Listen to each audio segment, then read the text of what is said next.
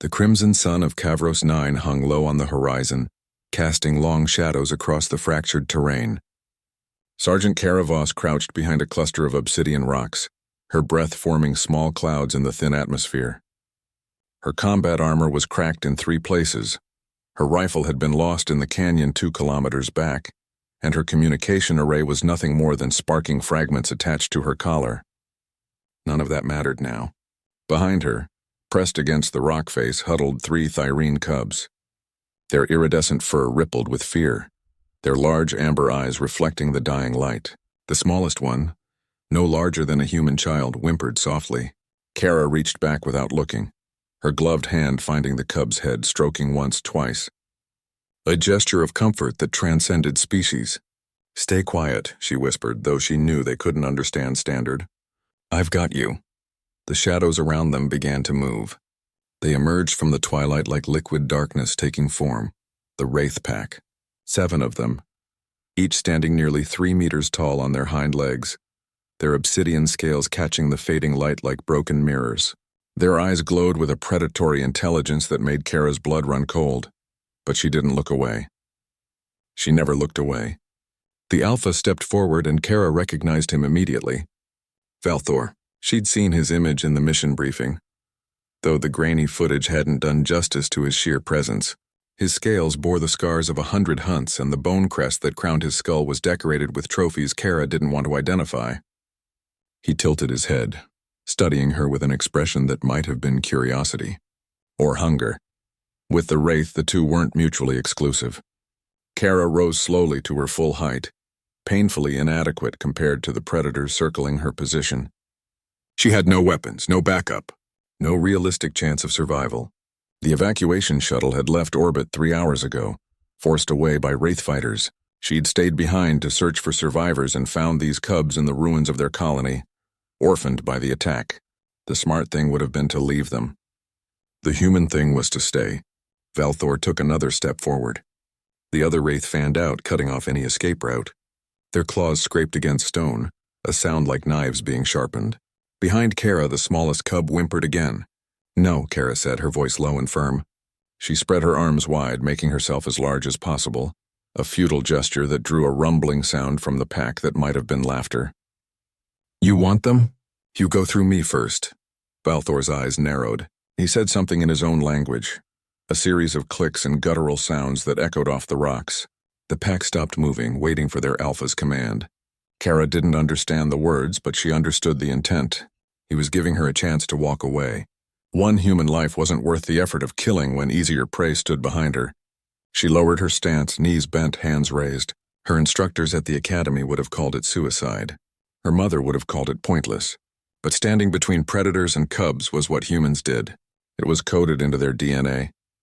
Buried somewhere deep in their evolutionary past when their own young were vulnerable, and the night was full of teeth.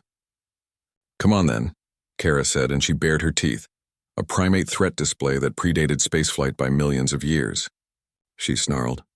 It wasn't a sophisticated sound. It came from somewhere primal, somewhere that remembered when humans were prey too and had decided to fight back anyway.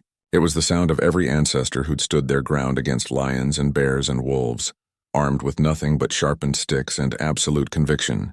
Valthor froze. For a long moment, nothing moved. The wind died down. Even the cubs fell silent. The alpha predator stared at the small, scarred human who stood defiant before him, and something flickered in those ancient eyes. Recognition. He'd seen this before, Kara realized. Not in humans. The wraith had only encountered humanity 3 years ago. But in other species, other worlds, that moment when prey became something else, when fear transformed into fury, when survival instinct overrode self-preservation, when a creature decided that some things were worth dying for, the wraith had a word for it. Kara would learn it later, when xenolinguists finally cracked their language. Kethvara, the warrior's last stand. The moment when a being transcended its physical limitations through sheer force of will. The wraith respected Kethvara. They honored it. They'd built their entire culture around it.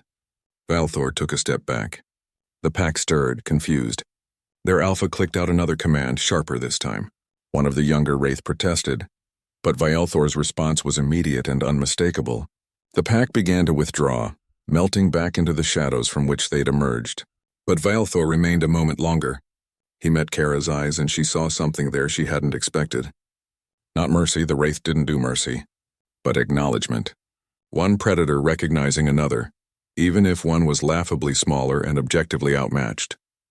He inclined his head, a gesture that might have been respect, and then he too was gone. Kara stood frozen for a long moment, adrenaline still flooding her system, waiting for the trick, the ambush, the inevitable attack. But the night remained quiet. Above, stars began to emerge in the darkening sky, and somewhere in the distance she heard the distinctive whine of human engines. The rescue shuttle. The one that wasn't supposed to exist. The one her squad would have stolen to come back for her because humans were predictably, beautifully, stupidly loyal to their own. Behind her, the smallest cub finally moved, pressing against her leg. Kara's knees nearly gave out as the tension left her body. She reached down, gathering all 3 cubs close, feeling their rapid heartbeats against her chest. "Yeah," she whispered, her voice shaking. "I've got you. I've got you." In the shadows at the canyon's edge, Valthor watched the human gather the Thyrene young, watched her stand guard until her pack arrived to take them all to safety. He would report this encounter to the council, and the story would spread among the wraith worlds. The humans were small, yes, weak perhaps, but they had Kethavara. They had that inexplicable thing that made prey into warriors, that turned impossible odds into challenges to be faced. The wraith would remember, and they would be careful, because humanity had just taught them an ancient lesson. The most dangerous predator isn't always the one with the biggest claws. Sometimes it's the one who refuses to back down.